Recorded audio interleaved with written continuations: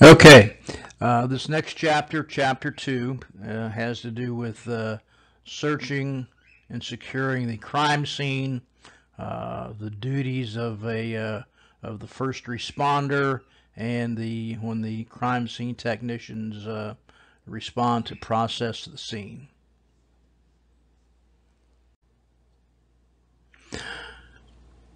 First, before even responding to the scene, a police officer, detective, or a crime scene technician should always have immediately available to them a pen, a notebook. Most officers either carry a reporter's notebook, which is a small looking little notebook, or a steno pad. A reporter's notebook is basically a steno pad that's been cut in half, and also a flashlight, at least a small 2-cell flashlight that you can carry easily in your pocket or on a holder on your belt, and then also have access in your vehicle to a larger flashlight. Just because it's sunny outside doesn't mean that if you go into the interior of a building that there'll always be lighting available. So it's very important to have some sort of lighting, initial lighting available. Of course, the pen and notebook is for documentation purposes.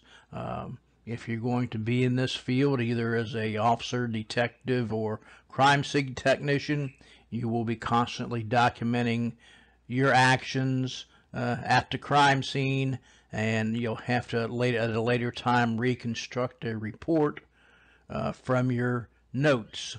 So these 3 items are very important to your duties as a person involved in law enforcement. All right, next we're going to talk about securing the crime scene. The first responders to a crime scene in almost all cases will be your patrol officer, and depending on the seriousness of the crime, followed by a supervisor and then additional officers. And we're talking about the crimes that we're talking about here are the first 4 crimes of the Uniform Crime Report, which would be murder, rape,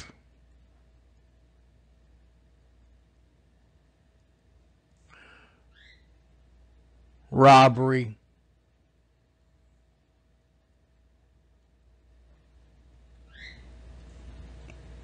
and aggravated assault or ag assault. Now, ag assault sometimes may eventually lead to turning into a homicide. Not all victims die immediately. Sometimes I've had them, even if they die within a year of the incident and the medical examiner determines that the cause of death was related to the instrument used to cause the injury, that will be reclassified as a murder or homicide. Now, the first responder, police officer, has a responsibility to administer first aid to the victim. So the first responsibility of an officer is first aid, aiding the victim, life over property. They will also, if it has already not been dispatched at the time of the call, request for medical personnel, fire rescue, which we use the term EMS.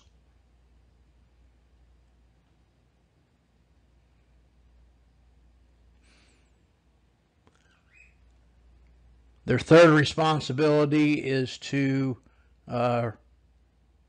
remove onlookers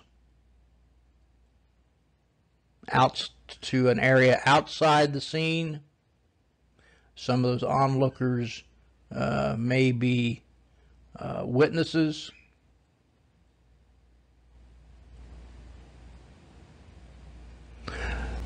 Then they will be responsible for establishing a perimeter. The perimeter is the area in which the crime occurred, covering the approach and the departure of the perpetrator or perpetrators. Initially, that will be you'll be using other officers to establish the perimeter until you can tape the area off with crime scene tape.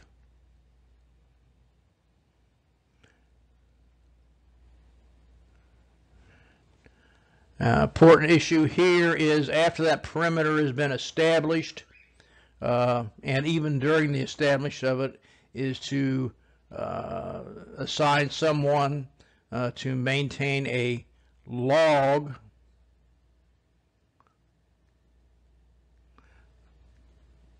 of arrival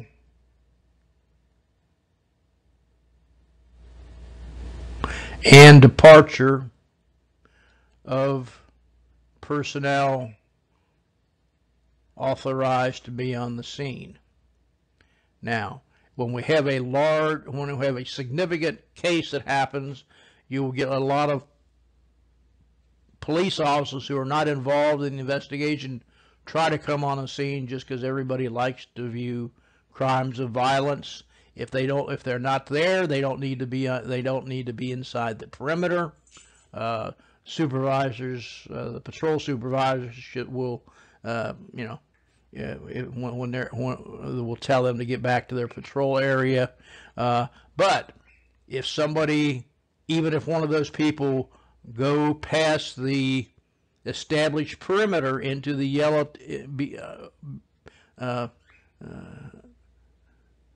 go past the yellow tape into the scene, you have to log them in, a reason why they were there, and most agencies have policies that if you go to a crime scene and you enter inside the perimeter of a crime scene, that you have to write a report. That's one, police officers don't really like writing reports, so that's one way to keep people from doing that is to list anyone who went into the crime scene and document that, so they will have to write a report. One reason you don't want to do that, if you're not authorized or required to be there, is because later on when the case goes to court, after an arrest has been made, just because your name appeared in a report, you will get subpoenaed to depositions and things like that, maybe on the officers or technicians or even the chief of police on their day off, or where they could be doing their actual assignment. So, but it's your responsibility to have somebody to maintain a log of what time they go inside the scene and what time they leave the scene. And but there's usually a standard operating procedure by each department regarding that. The next responsibility is to identify witnesses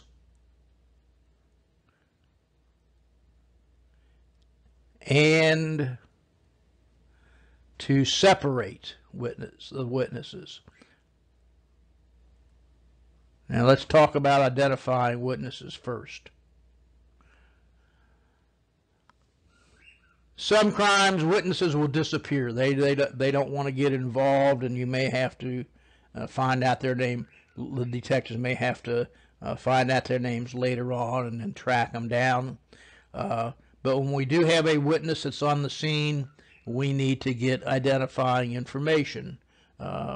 Usually you can get it off their driver's license, telephone numbers, cell phone numbers, or a contact number of some sort, either at work or a relative's telephone number. And witnesses do not live in post office boxes.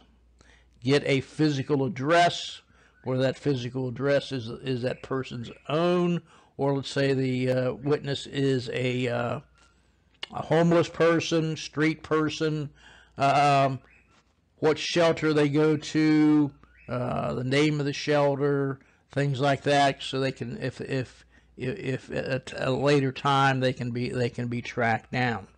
Now, in homicide cases, the witnesses that are available at the time will be usually taken to the police station, where they will be kept separated from each other, either in separate rooms, or if there's a waiting area, they'll be placed in a waiting area with a officer sitting in the room with them to keep them from discussing their the information that they observed, so their testimony or their witness statements are not contaminated, because if witnesses start talking about the case in a group, they will add information that they did not really see into their story, and will not tell you it's something that they didn't see. They'll just incorporate into their witness statement. So as much as possible, you keep the witnesses from talking to each other. A couple other issues involving crime scenes is, one, the EMS is not concerned with the crime scene itself. Their responsibility is to save life. They may step on evidence, destroy evidence accidentally. They're going to leave medical debris on the scene of the crime that's just left there. Everybody knows that that's going to take place. As far as the officers on the scene, one, you should not be smoking cigarettes inside the crime scene tape. Should not be leaving any trash, whether it's a cigarette butt or a chewing gum wrapper, or even spitting out your chewing gum inside the scene, because it can be taken as evidence, and later on they do they think it's part of the scene, and they do DNA evidence, and it shows up as your DNA, or your fingerprint appears on a fingerprint pattern on the wrapper of chewing gum. One, that shows that you violated policy, and also you cost extra work and sometimes extra expenditures for the lab to work on that item of evidence, which was not really evidence. So those are some of the basics. As we move through this program, we'll learn more about things that take place in the crime scene. Now, if you are a crime scene technician, you will not be responding to the crime scene until it is secured. If it's a tactical scene, meaning there's action taking place on the scene, whether it's a shooting, a stabbing, the perpetrator is still on the scene or in the area of the scene, you will not be called to the scene or go onto the scene until that scene has been secured and is static. Now, the same goes for EMS. They will not respond into an active scene until the scene is static. There's no danger to them. EMS and fire personnel are not paid to get shot at or to take an active part in being physically involved with perpetrators. So they're not going to respond into the scene to render aid until everything is secured, or at least the immediate area is secured. So those are some things to think about.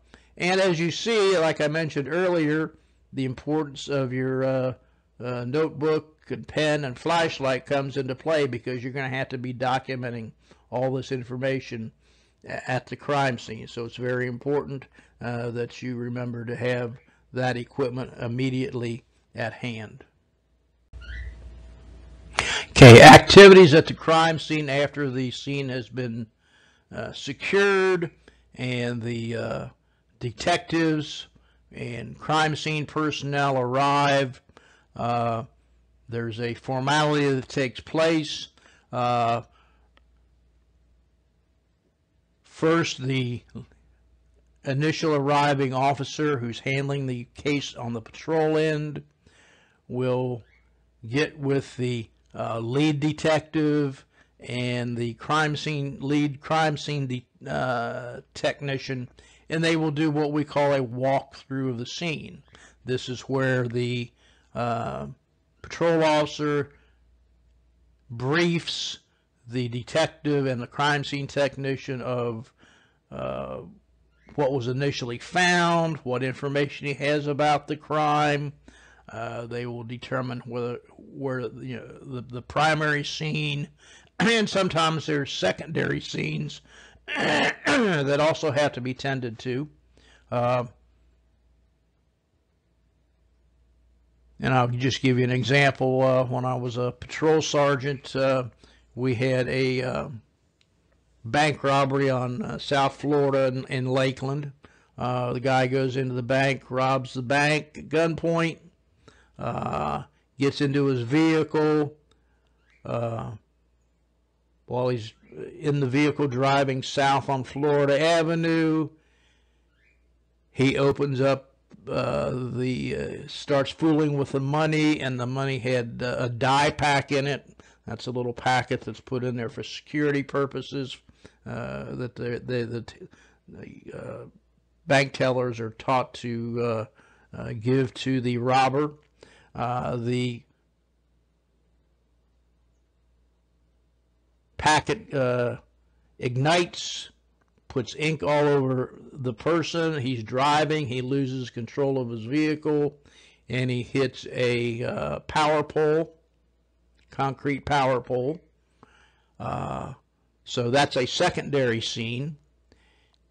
He flees the vehicle down on foot on a side street, and several yards behind a store he goes into behind a little office complex, and gets rid of his clothing that has the powder on it from the die pack, and he also leaves some of the money laying at the scene. So that is now a third scene.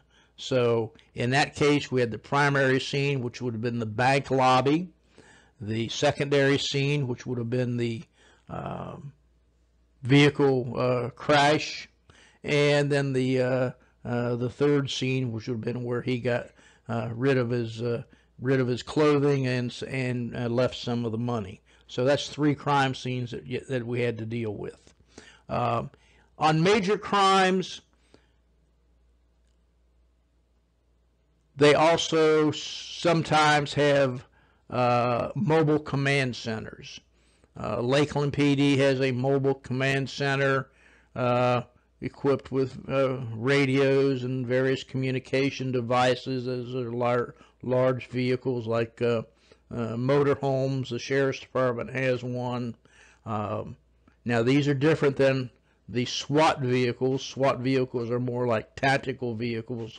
This is just like a mobile police station or office, and sometimes they will bring those into the scene, especially if it's something that's going to be a long-term investigation like the officer in Lakeland that was shot here a few years back.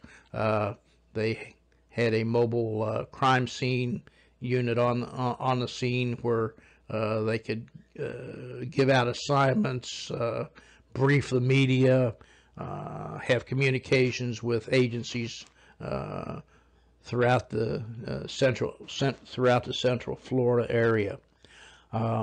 Now, the person, once the senior or lead detective, the person who is assigned as the person to investigate the case, is called the lead detective. He is in charge of that case from the time he's assigned to it and when he gets there till the end. He has functional responsibility over the officers that are on the crime scene, over the crime scene technicians, over the other detectives, although, at times he will have a supervisor on the scene. He's going to work with that supervisor, but the lead detective is the person charged with being responsible for assigning various tasks. If he sees something on the crime scene that he wants collected or processed, he tells the crime scene technicians to do it, and they're going to do it. Prior to getting into the scene and getting an investigation, this really doesn't have a whole lot to do with the crime scene personnel, but more the detectives. The lead detective, after the walkthrough and briefing by the patrol officer, we'll have a meeting with, because usually you have 2 or 3 detectives responding to a case. In large cities like Miami, Jacksonville, Orlando, you may have detective teams or even several detective teams of homicide investigators that are assigned 24-hour-a-day, 7-day-a-week shifts. So they will have their team meet the person, and each one of those guys on that team is handling 1 or 2, in large cities, 1 or 2, 3, 4 open homicide cases at a time. So if your number comes up and you're the lead investigator on that case, you're in charge of it, and then you discuss with your team members. You give out various assignments, whether it's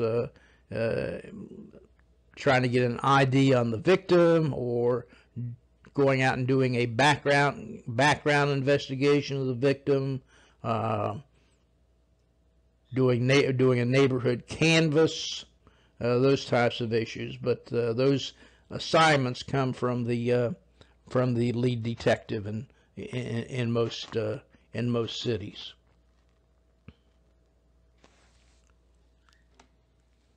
And as usual, like I mentioned before, all this information that's being taken care of needs to be documented in your notebook, because you're going to have to reconstruct on the part of a detective in your follow-up investigative report sometime after the crime scene is over. Well, we're still in the initial phases of being on a crime scene after the crime has been reported, and we have our various officers and detective and crime scene technicians available. We then have to start searching the scene for evidence, and we do that in a organized manner. In search of crime scenes, one depend on the terrain, the environment, the size of the scene. So we have several ways of searching scenes, and we'll discuss those types of search patterns here in a little bit. You're going to have to put together your search team. Search team could be just a couple people, with one of them designated to be the collector of the evidence. Of course, someone is going to have a camera to photograph evidence, and you need to have the proper equipment when you're searching a crime scene. Especially on large crime scenes, you're going to need evidence markers.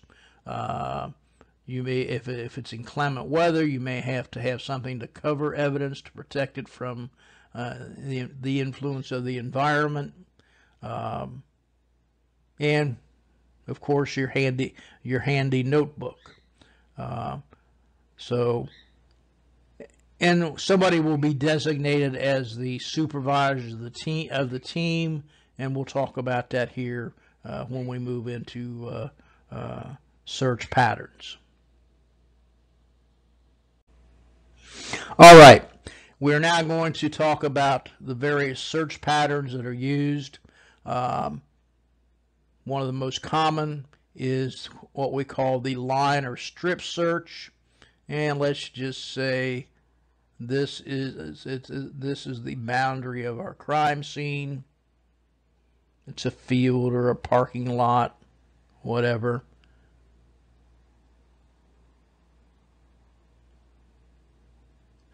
And let's say we have available to us several police officers and detectives, and so we will line them up. Let's say we have 4 police officers, and we will line them up 4 abreast. And then back here we will have the team leader, who will be responsible for making sure everybody stays on pace, and will also be responsible for collecting or photographing evidence. So we will start slowly, like taking one step at a time, maintaining a straight line. You're looking, of course, you're looking on the ground, and then you look in the area to your right and left, and to whatever is in front of you, and then the team leader will usually direct you to move forward. Again, you'll take the same amount of steps and repeat the same process.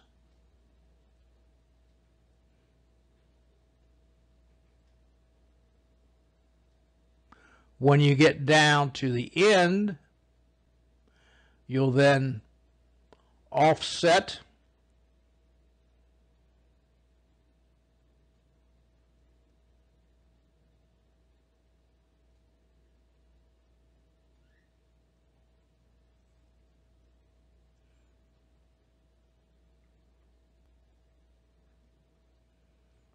change positions, and then you will go back in the opposite direction, following the same procedure that you used earlier.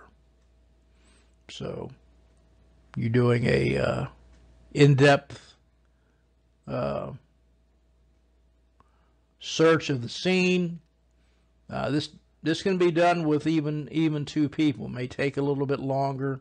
I had a case on I was working weekend days in Miami, so I came in at my 8 o'clock time, and there was a detective who had been called out on an armed robbery case during the night, and they knew that the suspect had tossed a firearm when he was running away from the police in a field. So the other detective and myself went to the field and started a systematic search using a line search, going up and down, and luckily I happened to find the handgun that was used in the crime. So we were able to collect it, photograph it, and get it processed by the lab. So This is what we call the line search. It's a pretty common method of searching crime scenes, especially in larger areas and flat open fields, things like that, parking lots. Okay, the next search pattern is what we call a grid search, and basically what you're doing is taking the perimeter of the line search that I talked about in the last slide, and you form the area into a grid, and you may use string to do this.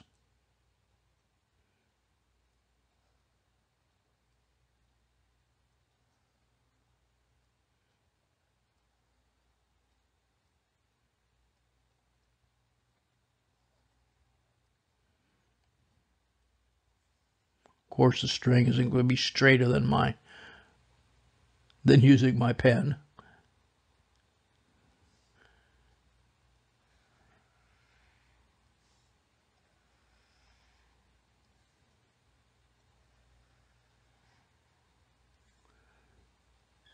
So now you've formed it into grids, and you're going to, on a piece of paper, draw something like this out and label each one, like grid 1, 2, 3, 4, on and on.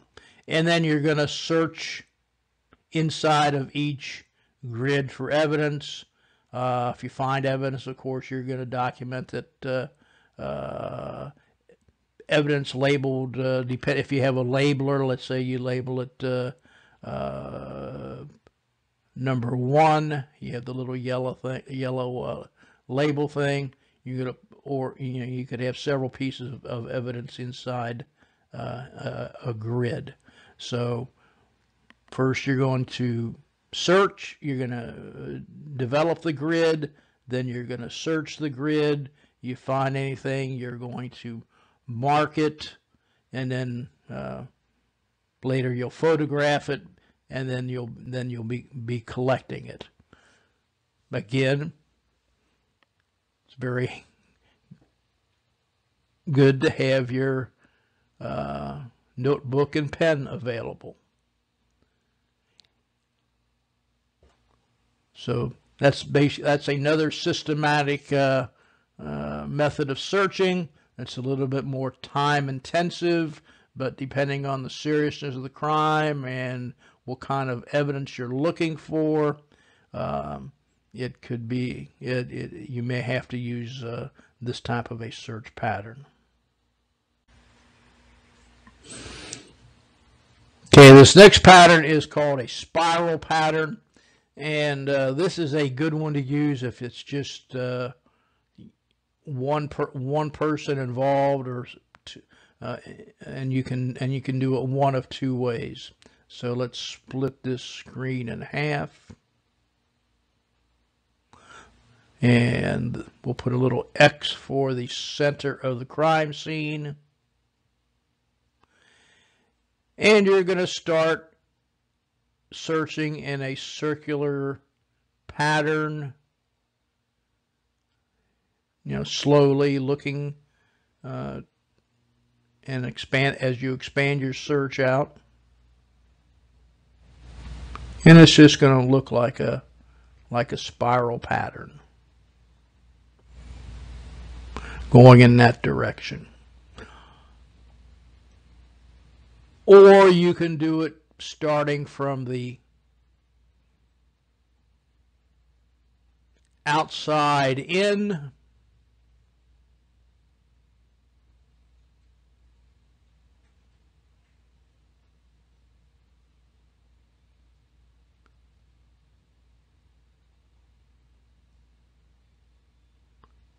doing it this way.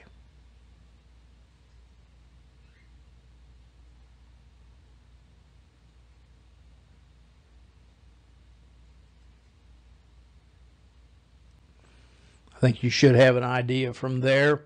Now you can do this for outside searches, or you could do it for room searches inside of a room.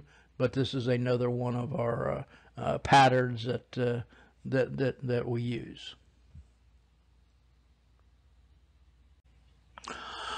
All right, another search pattern that I have not ever seen used except in textbooks is the wheel or ray search. Sometimes people call it a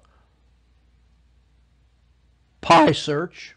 And what you're doing is you're taking, let's put the center of the crime scene there, and we'll draw the perimeter of the crime scene.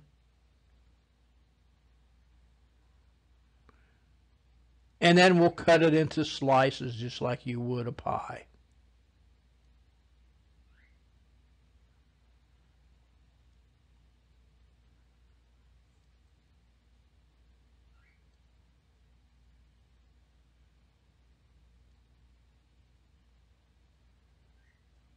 And then each one of these slices of pie would be marked as A, B, or 1, 2, whatever. And you would search, do whatever type of search you wanted to, whether it was a line search or spiral search in that area of the slice of pie, doing the same thing, locating, documenting, and collecting. As I said, this is not a common method of search. You see it mentioned in all of our crime scene textbooks and criminal investigation textbooks, but it's nothing I've ever seen readily used on a crime scene. But put it in the back of your mind, because it's something that could come up, and you should have a knowledge of it. Okay, this next search pattern has a couple of uses. So I'm going to, again, divide the screen in half here. And let's say it's an outside search. So let's say it was establish our perimeter.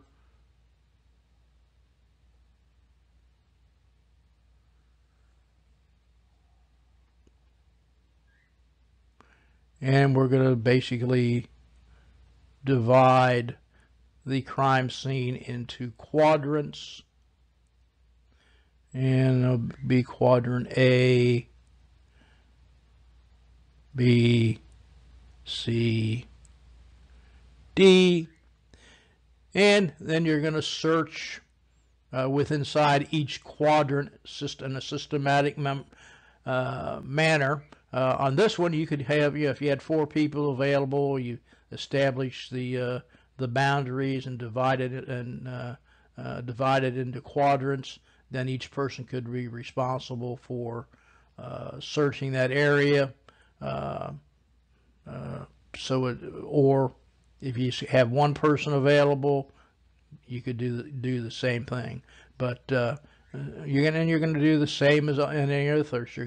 You're gonna establish the perimeter, establish the pattern, search for the evidence, any evidence that's located. You're going to document, photograph before you collect or process on the scene. Now, another useful purpose of the zone or quadrant search is a motor vehicle. So I'm going to just draw a rudimentary shape of a vehicle.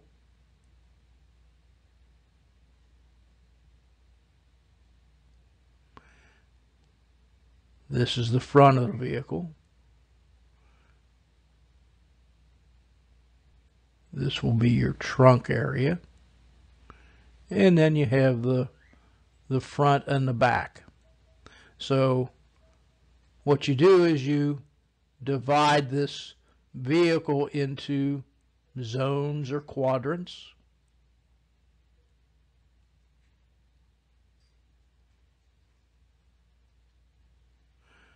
and then you search the driver's side, front passenger side,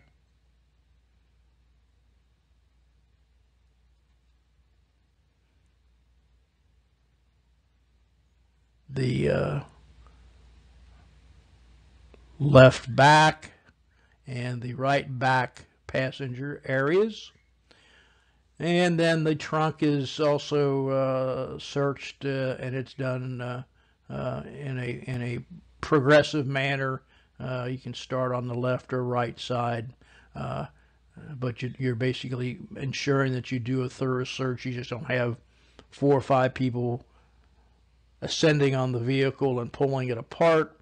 It's best to just have one person do a search for evidence, and you do the same thing of locating, documenting, photographing, and collecting or processing the evidence from a vehicle. And this is not a law course, so we're not going to discuss the legal requirements that you need to search a vehicle, because there's many different issues involved from various standpoints. But searching a vehicle would be the best way would be to use a zone search, and all these things are just to ensure, all these search patterns to ensure that the scene is searched in a organized manner, and the search is done thoroughly.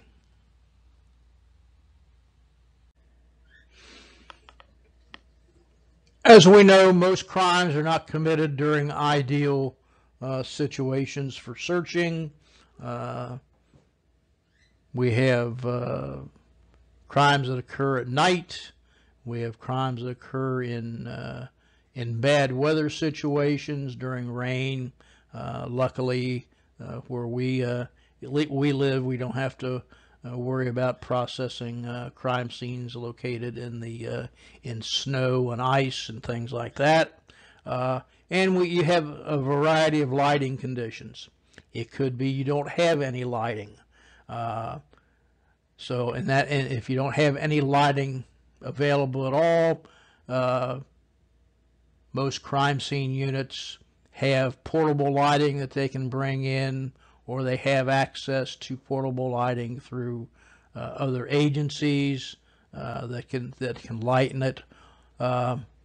Might do that for the immediate scene, and also you could hold the crime scene, secure the crime scene with a 1 or 2 officers until, if it occurs in the middle of the night, until daylight, and then be able to search the entire scene.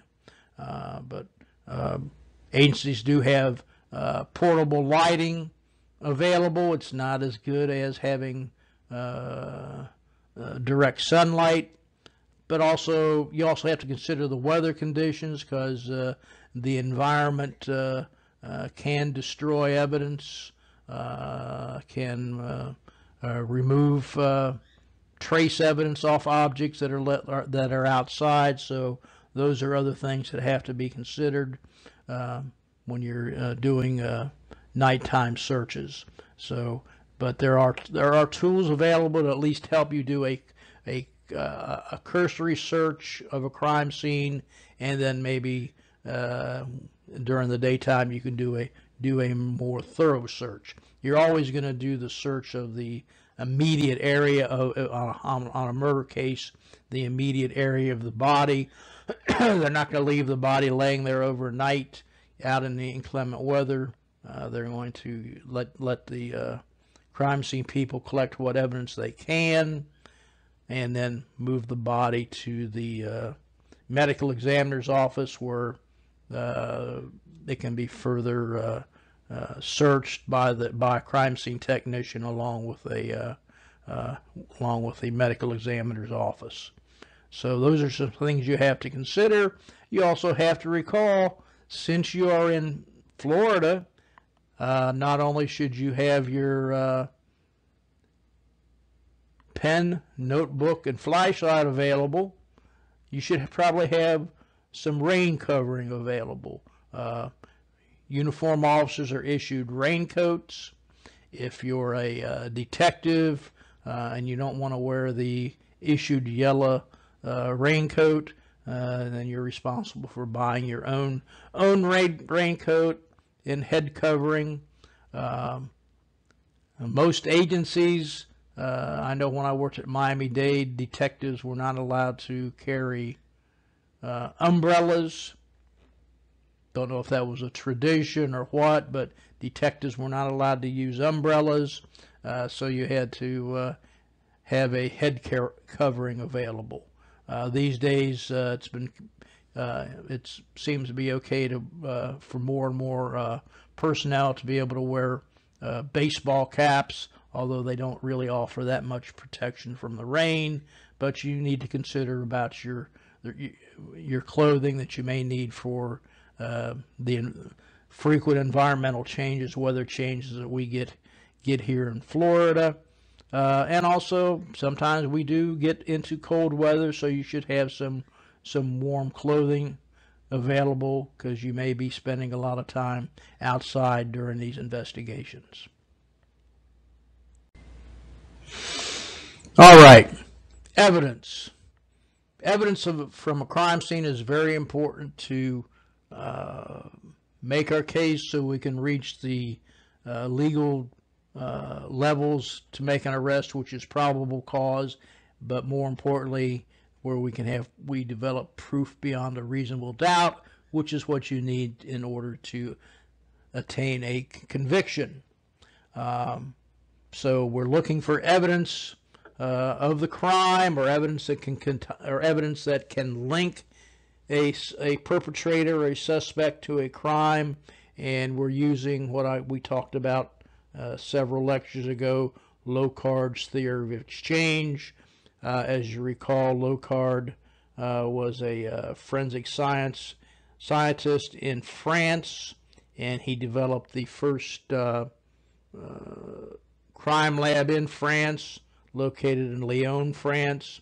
And everything we do today, as far as evidence collection and tying people to evidence, is based on Locard's theory of exchange. It's something that you need to commit to your memory for immediate recall. So we want to be able to associate the subject or perpetrator to the scene, and also to the victim.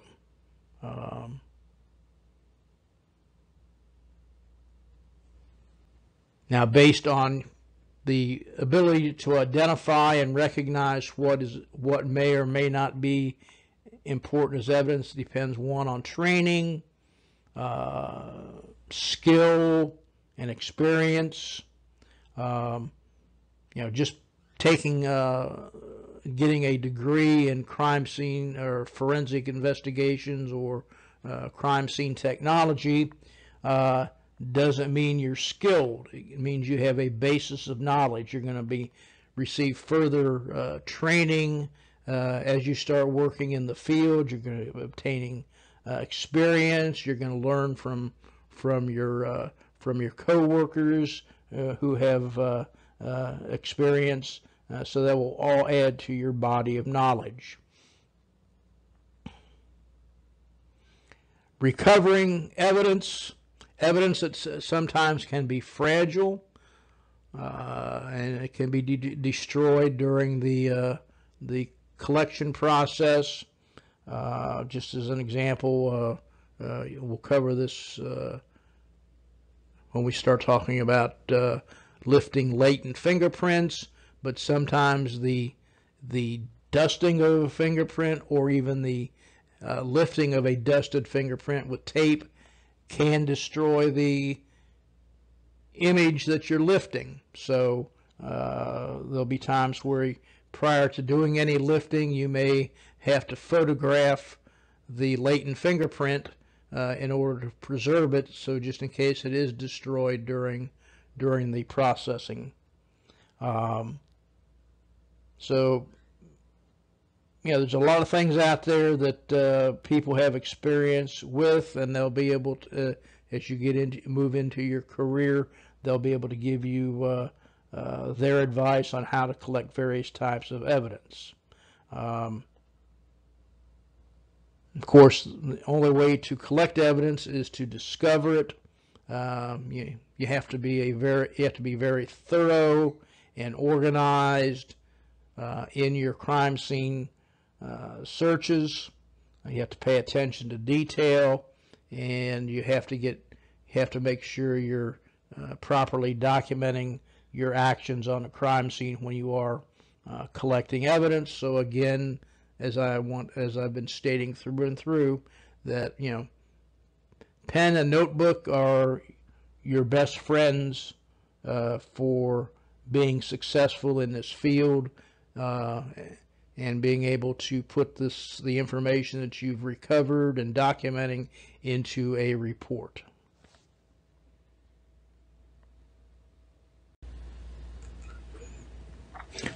All right, that ends our review of Chapter 2.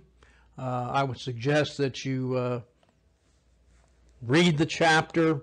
You're going to find additional information. You're going to find clarifying information in there. Pay close attention to the various terms and definitions within the chapter. There's some key terms you need to know. And also do the end of chapter review questions. As I stated earlier, these questions will be the primary pool where I'll be taking questions from for our quizzes and midterm and final exams. So go ahead and get that done. We'll also be going over your answers to these questions in class. And we'll stop this lecture for now, and we'll be moving on to our next chapter here shortly.